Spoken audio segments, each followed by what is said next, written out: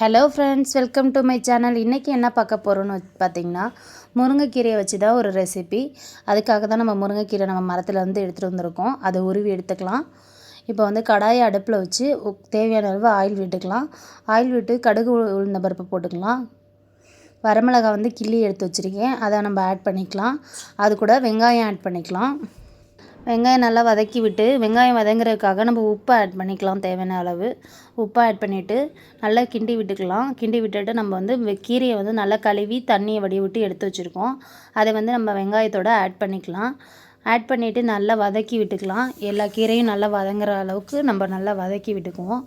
இந்த அளவுக்கு வதங்கியோன்னே நம்ம ஆல்ரெடி உப்பு ஆட் பண்ணிட்டனால உப்பு ஆட் பண்ண தேவையில்லை. அதனால் நல்லா வதக்கி விட்டுக்குவோம்.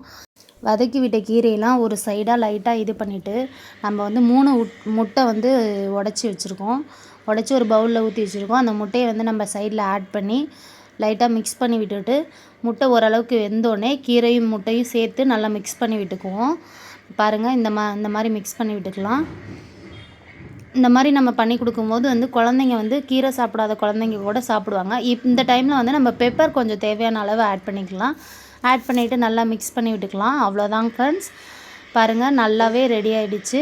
இந்த மாதிரி நம்ம பண்ணி கொடுக்கும்போது குழந்தைங்களும் விரும்பி சாப்பிடுவாங்க. இந்த வீடியோ பிடிச்சிருந்தா லைக் பண்ணுங்கள், ஷேர் பண்ணுங்கள். மறக்காமல் நம்மளோட சேனலை சப்ஸ்கிரைப் பண்ணிக்கோங்க. பாய் பாய்.